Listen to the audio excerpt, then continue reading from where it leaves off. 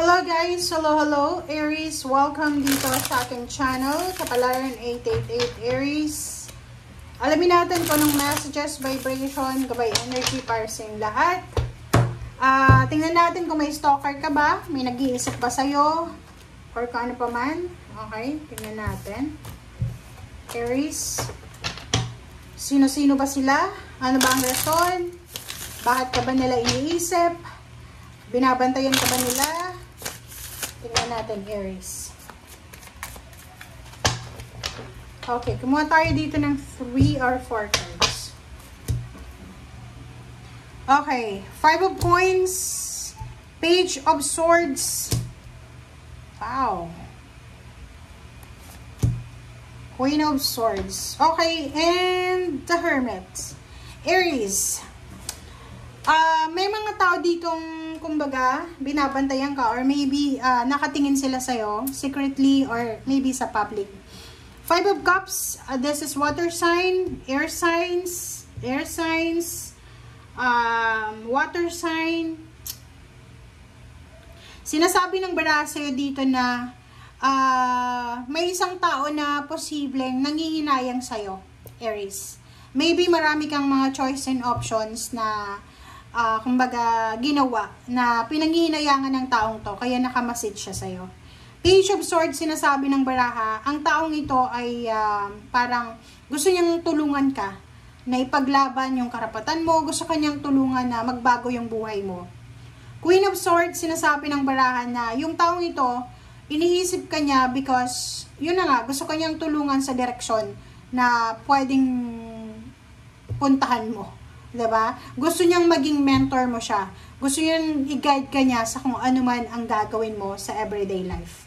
And the Hermit, ganun din.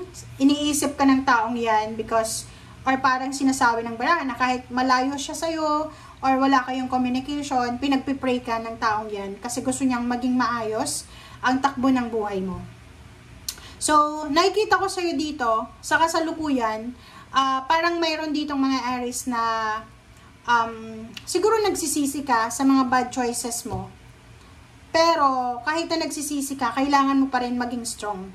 'Di ba? Kailangan mong ipakita sa mga tao sa paligid mo na kahit nagkamali ka, hindi ka pa rin sumusuko. Parang gano'n. Queen of Swords and the Hermit, kung ano man ito na plano mo, or kung ano man itong direksyon na gusto mong tahakin, na pwedeng magdala sa'yo ng peace and harmony, especially sa parents mo, or sa siblings mo, or sa family mo, gawin mo na siya. Meron kang mga regrets sa buhay, like for example, sa love life, or sa family life, or sa pera, but hindi yun, kumbaga, hindi yun rason para hindi mo ituloy kung ano yung gusto mong gawin, lalo na sa future. Okay, thank you. Ano pa ba? Aries.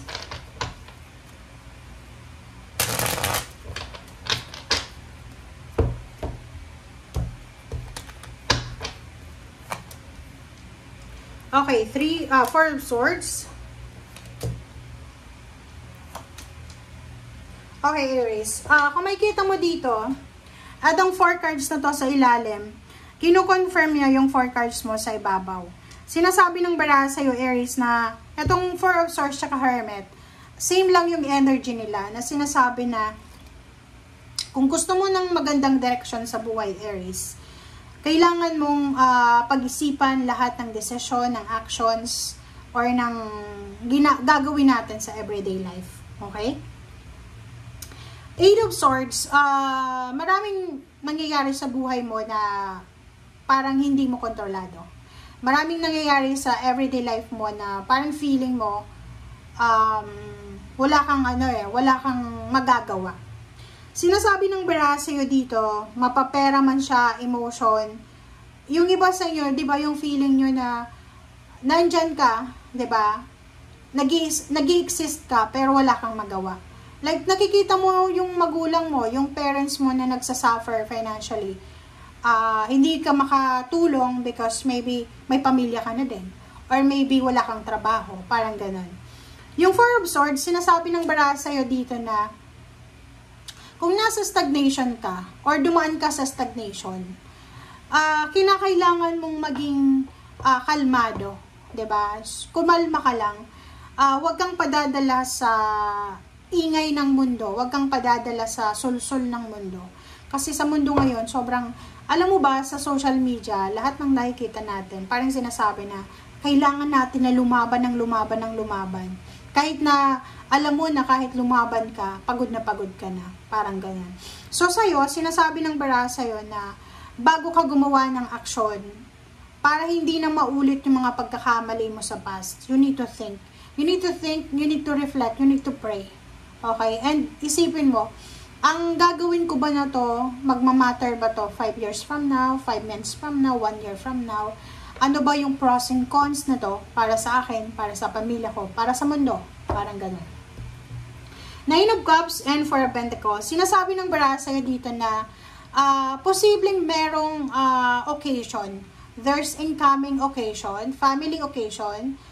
Maybe this is the wish fulfillment na wini-wish mo, lalo na sa emotion, na posibleng darating sa'yo. Sinasabi ng baraha, kung may okasyon ka na pinaghahandaan, Aries, kailangan mo mag-save ng pera. May pera ka man ngayon or wala, may pinaghahandaan ka man or wala na okasyon, you need to manage your finances correctly. Yung pera mo, pag-isipan mong mabuti. Like may hawak kang pera ngayon, huwag kang basta-basta gumastos. Wala kang pera sa ngayon, gusto mong maghanap ng pera, ng trabaho, pag-isipan mo. Okay? Huwag masyadong madala sa silaw ng pera. Okay?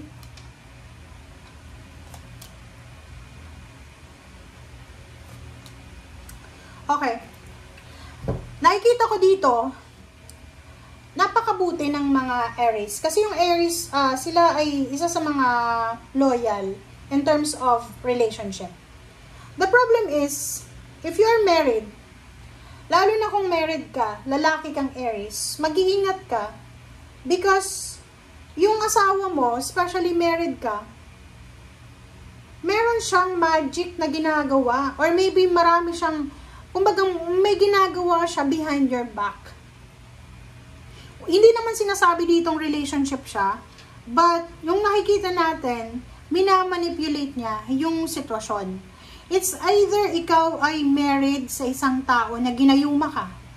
It's either ikaw ay in a relationship sa taong ginawan ka ng spell or anything. So, comment down below if you resonated. Kasi dito, kailangan nating mag-ingat, Aries. Hindi lahat ng ino-offer sa atin, kailangan nating tanggapin. Like dito, for example, may gustong makipagkaibigan sa'yo. Gustong makipag-usap sa'yo sa social media, gustong i-add ka sa social media, mag-iingat ka. Kasi sinasabi ng bara dito na kung sino man ito na may i-offer sa'yo, mag-o-offer siya sa'yo na may kapalit. And magician, tuso to eh. Diba? Tuso. Lalo na sa usaping pera, huwag kang masyadong magpapakatiwala sa mga tao, lalo na kung may involved na pera. Okay. Kasi yung combination ng Seven of Swords tsaka Magician, hindi siya maganda eh. Sinasabi ng barahan na pwedeng madala ka sa hypnotism. Pwede kang magayuma. Pwede kang madala sa spell. Or sa mga ritual. Okay?